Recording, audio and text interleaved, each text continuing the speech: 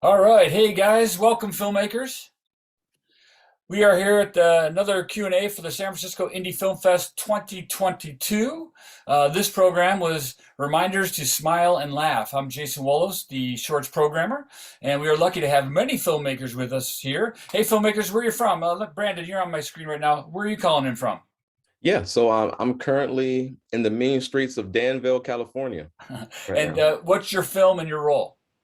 So the name of my film is called Reggie and June, and I'm the director, writer, and lead actor in the film. Great. Adam, you're up next. Tell me yourself, introduce yourself in your film. Sure. Yeah, I live in Los Angeles. My film is Swimmers, and I wrote and directed it. Excellent. Thank you for being here. And is it Nil or Nee? Neil is fine, but Nil is fine too. Forgive me. I'm from Novato, California. I live in Novato, California, and I am the writer director of Pearl in the Window. Cool. Three more local Bay Area kind of filmmakers. That's great. Charlie, you're next up. Driving along. Be careful there. Yes, hello everyone. My name is Charlie. I'm calling from the Upper Peninsula of Michigan, and I am the assistant director and writer on Mr. Mayonnaise. All right. And you are not driving, right? You're a passenger. Hey, this is all legal. Thank you for that. And you know you're cutting out. I may cut you off sometimes because you're dropping out occasionally. Just FYI. That's understandable. I got it. Okay. Patrick, you're next on my screen. Yeah, director and writer of Mr. Mayonnaise. I created it with Charlie. We've been best friends since fourth grade, and so I asked him to come along, and it's fun to have him here. Great. And then real quick, since I'm on you, Patrick, just tell the people, even though they may have seen it, they may not have, what your film is about real quick, under a minute. Under a minute. Okay, so we've got a millennial, basically mid to late 20s. He's working remotely when his imaginary friend comes back into his life from when he was a kid because they have an unfulfilled contract from when they were kids. And that unfulfilled contract is basically he was supposed to follow like his passions, his dreams. He doesn't do any of that. So his imaginary friend comes crashing into his life. Excellent. Brandon, you're next. Briefly, your film. It's about a father who unfortunately messes up a traditional Chinese event important to his Asian American wife. And it's a story that talks about them clashing against culture, race, and how to raise their Afro-Asian toddler. And that is loosely based on my life. Our conversations are much more cordial between me and my wife, but in the film, it gets pretty intense. Yeah. Cool. Neil, how about yourself? Yeah, Pearl in the Window is about an isolated, irritable old woman and what she does after her caregiver goes missing one day. Yeah, nice little film. Thank you. Adam, your film. Yeah, it's the simple story is it's about two characters who have a one night stand and the repercussions of that, and kind of behind the scenes. The subtext is like the choices we make and don't make. That was a fun film too. And Charlie, I know you're Mr. Mayonnaise, but your film, real quick, how would you describe it? I'm on Mr. Mayonnaise as well. To jump off what Patrick was saying, it's a story about kind of revisiting what you were like as a child, the transition from childhood to adulthood, kind of the process accidentally giving up on your dreams and trying to rediscover those dreams at the same time. And okay, since I'm on you guys, Mr. Mayonnaise, wonderful film. All your films are wonderful. We got a great mix of films here. That's what I love about the shorts programs. You can get an eclectic variety. We got quite a variety here. Are you guys, Mr. Mayonnaise, are you Bay Area related? I think we might have like a Bay Area kind of thing going on here. Yeah, so I go to Berkeley currently. I'm a grad student, so I live in Berkeley. And forgive me again for my memory. Are you the lead in the movie, or are you Mr. Mayonnaise? I just directed it. Oh, okay. Wait, what about Yeah. Charlie? Is he in the movie? No, he's not. Okay. Like guy, so that's all right. He looks a lot like the lead in the movie. So. Okay. And like I said, it's been a couple months since I've seen these movies, but yeah. Yeah. So where the heck did you get the idea from?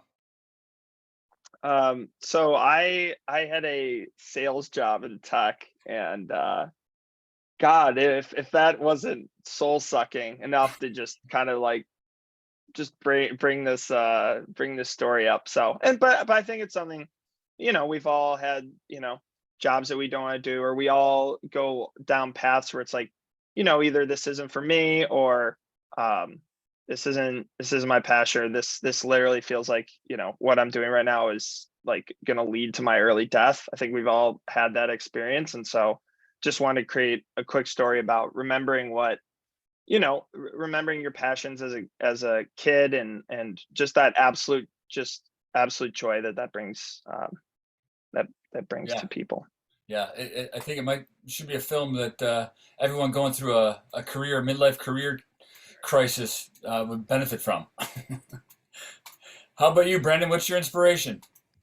Yeah, so my inspiration came from conversations with my wife. We're talking about, marriage. We're talking about life. We're like, we have our son, how we're gonna, what's it look like to raise him? We never had a kid before. It's our first. We made a human being. It's a lot of pressure, and Yeah, you start to think about a lot of things when you do that. And I thought our conversations were so cool, and I was like, man, I really want people to see that marriages or interracial marriages, a lot of times they're the same as any other marriage, but we may talk about different things, and I kind of wanted to display that on screen. And so I kind of started writing at least a week after that. And simply just from my own marriage. And then lastly, I kind of wanted my son to have some representation for himself. I don't see a lot of Black and Asian.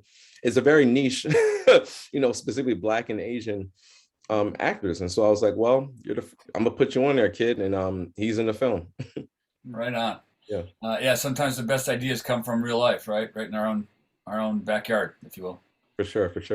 How about yourself? Where did you get your idea for Pearl? Yeah, so I have a great aunt who lives in Istanbul in a tiny little apartment, and she just stares out the window all day at a park. And the only person she sees every day is her caregiver, and they have a much better relationship.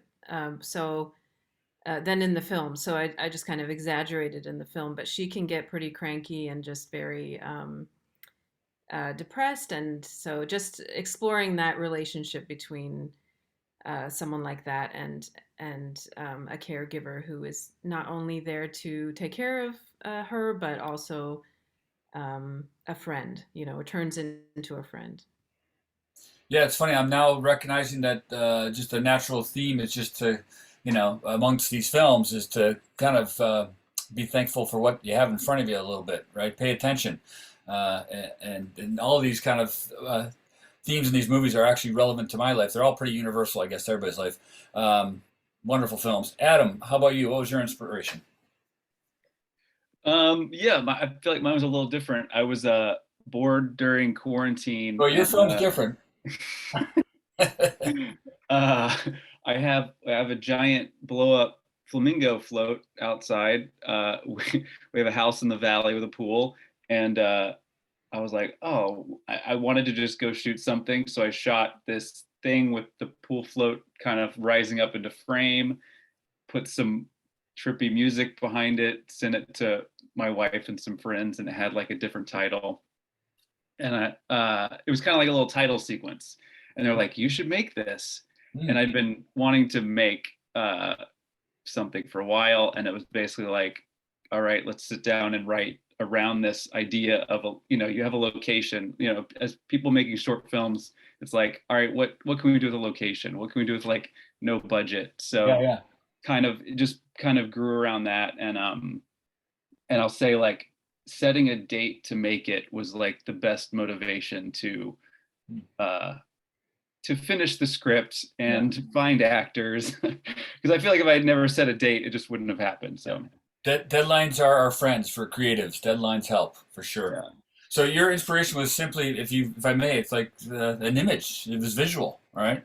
Totally, yeah. Mm-hmm. Wow, fascinating. And then you're primarily in the pool location, right? Yeah. I mean, I know you go off to like maybe the plaza. There's a car thing, guerrilla shoot at a Rite Aid. Right.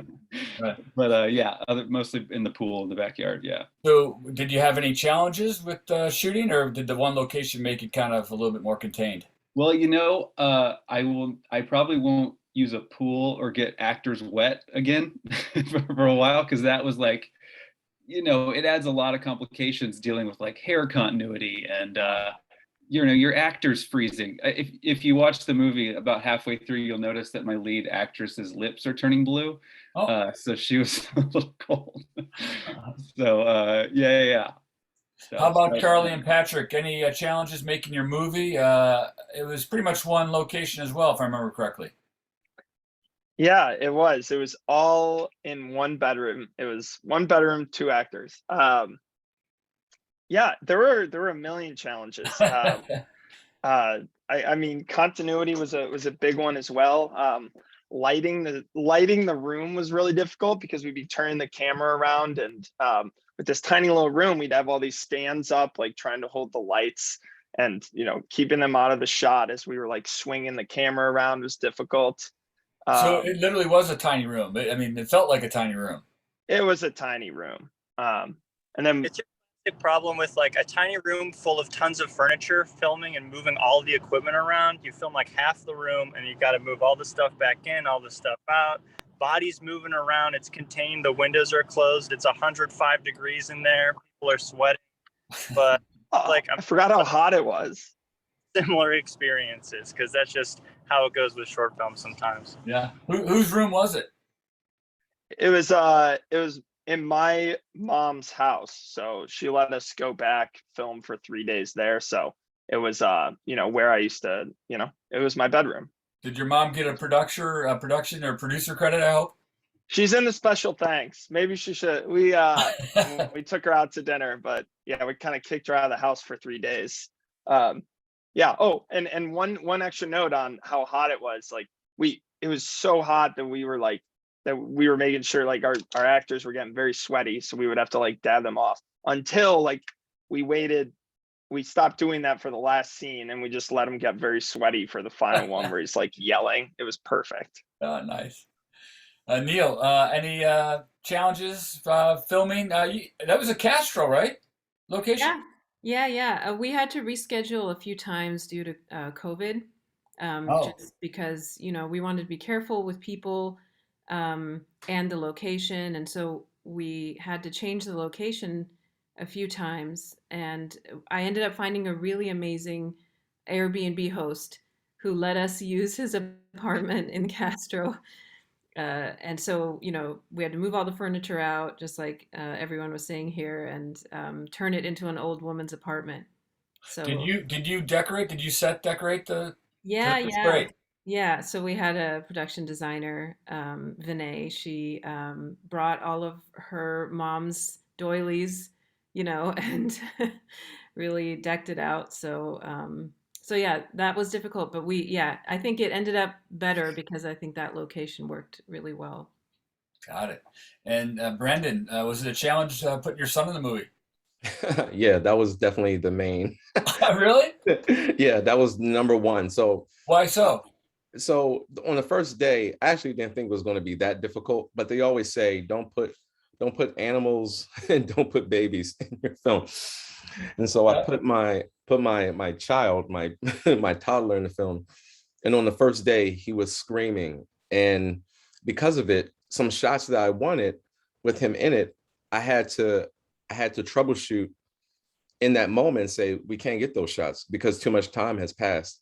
I was trying to get some cool, like behind the shoulder of him on the ground while the married couple argues and things like that. And I was like, we just have to get what we can. And good thing that those shots didn't, it necessarily didn't move the story forward, in a way. So it was really neat. It was for aesthetics and a preference choice. But the second and third day, my son was amazing. He was like a superstar. I mean, he did everything that we wanted. So I guess he had to get those nerves on the first day. But location was fine. Fun fact. The guy who was playing my father, the initial actor just just fell off the face of the earth. Mm. And I had, in the current actor Todd Risby, who plays my dad, I contacted him 72 hours before the shoot date. And he Wonderful. he was on, and he was the better choice. Yeah. I think he's amazing. That's the film gods and goddesses helping your film out there. Yep. Uh-huh. Praise him daily. And so that was something I was worried about, but we got it done. 3 days of shooting, finished. And isn't it amazing? Like you found like the stuff you didn't give your son, the stuff you cut maybe on set, your film's better for it, right? I mean, it didn't need it. I think so. I didn't need it. I'm just, you want to be fancy. You want to add Yeah, things. yeah, and we fall in love with our media, our ideas, our scenes, right? But a lot of times we got to be true to the story and the pacing. Exactly. It was pure aesthetics, and I was like, it just get to the point. Any of the other filmmakers you can chime in? Anything you had to cut or were disappointed by, let's say, while filming? Anything you had to let go of? I'll say, like, my last scene, I had this idea with the sun setting behind them on the couch, and I had a very limited time with that sun, and just didn't get enough coverage. And in post, which is what I do for a living, it was the most challenging part of the whole thing, figuring out that scene. And it was twice as long, and I lost so much because it was like, this is overwritten, don't need it. And did it make it in the movie? Oh yeah, the scenes in the movie, it's just Okay. half as long, and it's completely rearranged. It's like And you think it turned out better? way better. Yep. Yeah, it's usually the way it turns out. Yeah. Any others have a thing about cutting something or disappointments making the movie? Yeah, I had a much longer journey for Pearl on her way outside. So she Ah, had multiple buses, Muni, walking on many, many streets, and just realized, we don't really need to show this, So I think yeah, people get the point. So I did cut a lot of the journey, and I think it turned out better for that. So yeah. I don't miss it. I never thought. So you shot it and then cut it. yes, yeah. So I had actually a lot to choose from, which is better than not having enough, I guess. So yeah. Yeah. Charlie, Patrick, I any think like cuts, disappointments? any short, I mean, you have like so many ideas and dreams of how you're going to shoot one conversation. It's kind of like what Brandon was saying. He wanted those over the shoulder shots of his child crawling around. But when push comes to shove and you got your schedule and you got so many people there and the clock is ticking, you got to cut so much. But I think Patrick and I have worked together for so long that it's like cutting things is part of the process of making films and stuff like that. So it just becomes something that you're used to and you almost don't even think about. It's like the slogan, or the saying is, not to reference Brandon's movie anymore, but they say you got to kill your babies because you care so much about the things that you create, but you got to let them go because Yeah. you got to get a finished product. And Pat and I are really good about that. So it's like as soon as it's gone, you don't even think about it and you really just charge forward and try to get it done. So Yep. Pat, is that why we're trying? It seems like you can't think of anything either, but that might be why. Charlie, I was going to tell a story real quick about how you saved the whole film after the first day of shooting. Yeah. So I storyboarded the whole thing like very, very elaborately, and we had 3 days of shooting, and we only got like 10% through, and I was so exhausted after directing the first day. I was just like, I wasn't helpful at all. And Charlie's like, don't worry about it. We can use this, and this. And we basically created a plan for the next 2 days to get the shoot done. Completely like redid our schedule, and Charlie saved the day. So All right, it was Charlie. really exciting. Brendan, have you heard that expression? Yeah. So good kill your baby. filmmaking. Yeah, kill your darlings was what I've Well, heard. it's a little softer way of saying kill your babies. I think I like Yeah. Apologies. No, but I've heard both of them. Yeah. No, definitely. And I've heard it. It started to come up a lot more in the cutting board in the editing room. And it was I had a specific shot where I wanted to kind of give props to the filmmaker Barry Jenkins. He uses a technique where he kind of, it's this very it's like the camera trucks in like really slowly, it's slow-mo, and you really get to see the character's face and kind of get into their world. I'm really big on close-ups. You'll see different close-ups on my short film too. I want to get like right in people's face. I want to see the pores Yeah. coming out. But I wanted to do that shot that Barry Jenkins is kind of known for in his films. And I had to cut it. And I was so mad. I used it for the trailer, but I really wanted it. But once again, it didn't move the story forward. Well, hey, kudos to you. I know it's hard to do, but that you got to serve the story. You really do. I know. So as an Mad about audience it. member, I thank you, right? Because I see it in short films all the time where the filmmaker's just in love with what they did, and it's like, no, why is this got to speed up here?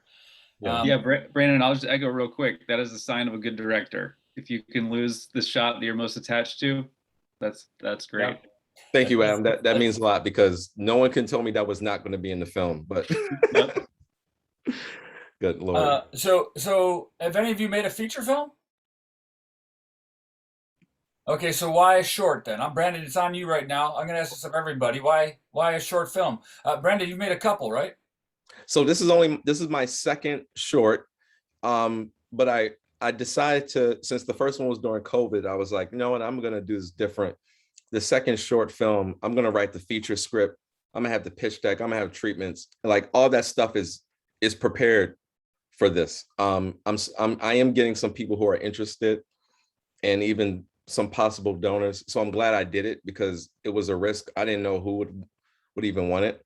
But the goal is to make this a feature at this moment. But things are in the making, and I wanted to do the short because I wanted to. I mean, you know the saying. You want to show. It's like a expensive business. Is an expensive business card. It's like, this is what I can do. Yeah. Imagine if you gave me 90 minutes.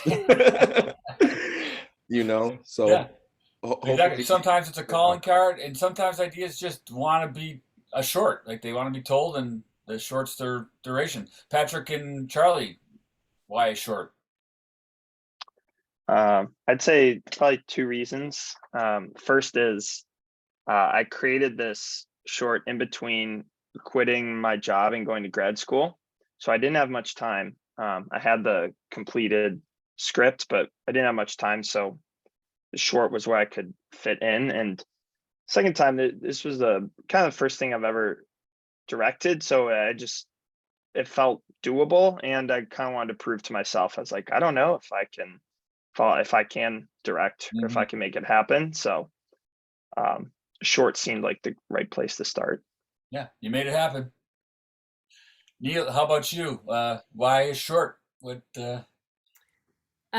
Well, I was focusing on writing after quitting my job. I had like a 13-year break between making shorts in school and now. So I just, I was focusing on writing, but then I found this group called Bay Area Indies, which I think is now, or a lot of the people in that were in Scary Cow, which was that other group in San Francisco. And so it's a volunteer group of people.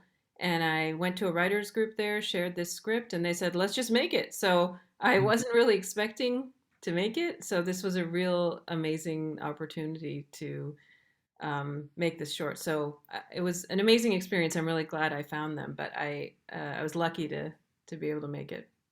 Well, welcome back after 13 years. Yeah, thanks. We missed you. Adam, why a short? To be honest, see your film being a feature, but you can stretch it out.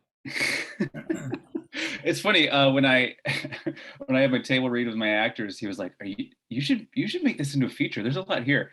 And I was like, okay, I don't know if that's true, but I'll be honest. I'm an editor on a TV show, and I have been trying to convince the producers to let me direct an episode for 4 seasons.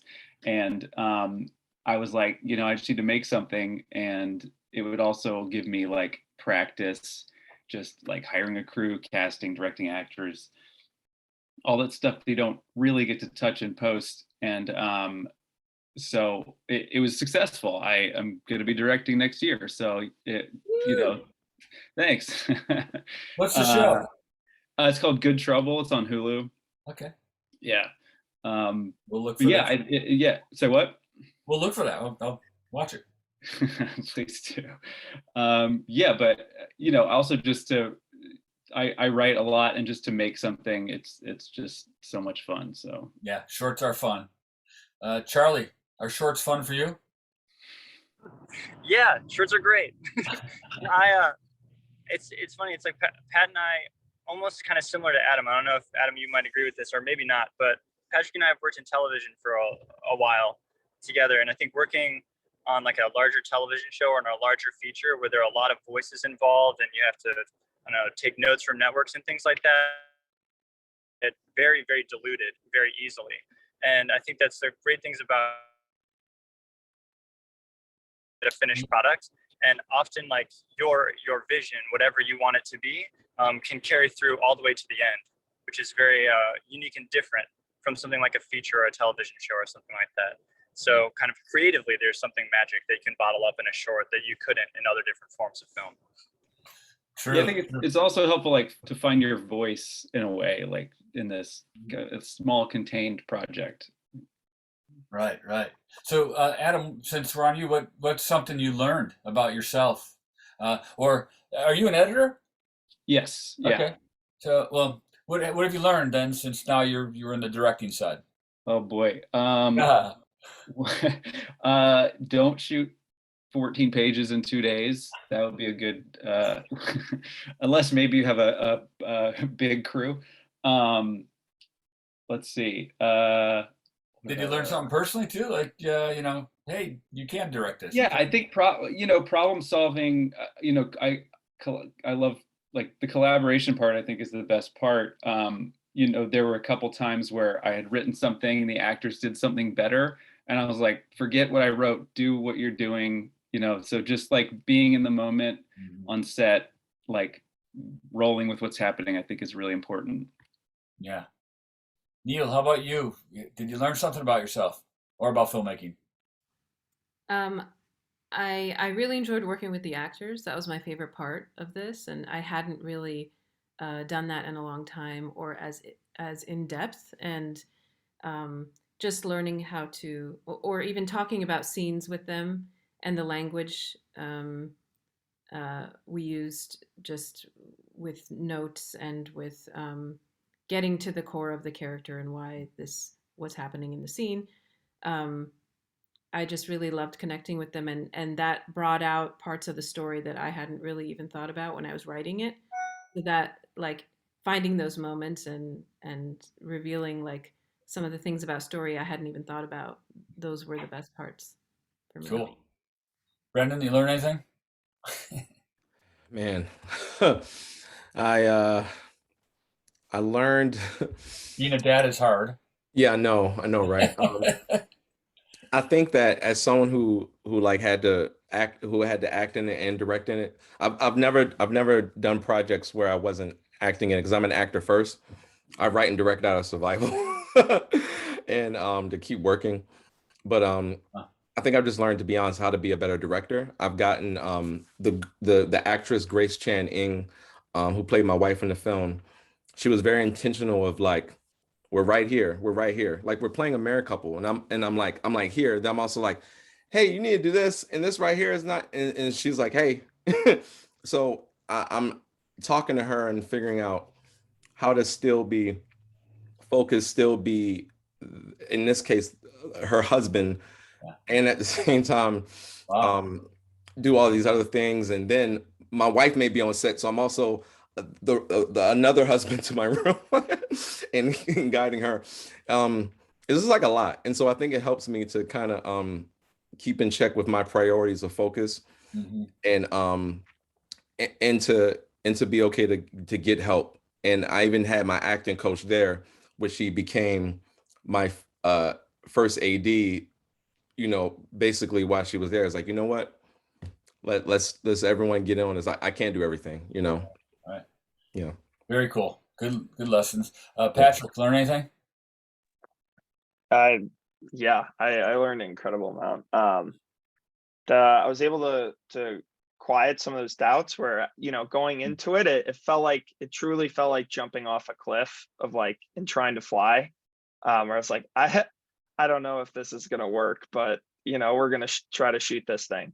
So it was really exciting to see that come together. I was also so impressed with the entire crew, and just, just realizing that it was my job to set the vision and communicate as well as possible if things were working, or if they weren't following the story that we had envisioned, and then just let people do their thing. And everybody was so talented, and did things a lot better than what was originally planned. Very cool. Well, we got to wrap this up pretty soon. One last question. Any parting words? Anything you want to say that I didn't ask? Charlie, as you're mobiling along right there, what do you want to part with? I would. What would I like to part with here? Go watch Mr. Mayonnaise. It's absolutely fantastic. It's gonna knock your socks off and be the best short that you've ever seen. Pretty on par with the other people here, the shorts that they've created. I will say though that it was like as you guys can imagine, I've known Patrick for a very long time. We grew up together, and one of the things that I think I've learned throughout this whole process, which you guys were kind of talking about, is I've learned about him and his resilience and his creativity and his ability to get this done in the face of, you would not believe the amount of work that we had to get done in 2 days. It was unreal. And he was able to buckle down, kind of command a fleet unlike anyone I've seen before. And we ended up putting something together really nice. And I hope everybody enjoyed it. So go check out Mr. Mayonnaise. Thanks, guys. You did. Yeah. Neil, how about you? What'd you learn? Or parting words for you? It's really difficult to make a short film, but I think in the end, seeing the words you wrote coming to life in the story and collaborating with everyone, it just it's an amazing experience. So I just say I enjoyed watching everybody's films here, and it was a great experience. Cool. Brendan, parting words? If you this, I guess, is mostly for filmmakers too, or anybody with dreams. If you want to write a script, you need to write the script. You want to make a short, make the short. Do what you have to do. I really encourage people, because I hear so many excuses from friends and family who make double the amount of money I have, and they just don't do it. Like, you have to sit down and do it. If you're listening to this, make that thing, make it come true, because you don't want to have regret later on. Right. This one short has done so much for me with studio meetings, and I didn't expect none of this. And so I sat down, wrote the script. So I encourage you, sit down, write the script, shoot the damn thing. If you have the finances to do it, Even if you don't, just set a deadline, like Adam said. Yeah, exactly. You'd be surprised what you can do when the clock is ticking. Adam, parting words? Any last words? Sure, I'll say two things. One, if there's problems on the page, there's going to be problems on the day and in post. So work it out on the page first. That's the cheapest way to fix anything. Yep. And then the second thing I was going to say, I can't remember what that is now. So I'll stick with the first one. Yeah. Prepare, write down your thoughts so you remember my Yeah. Write down your thoughts so you don't forget them. Yeah. And Patrick, last but not least.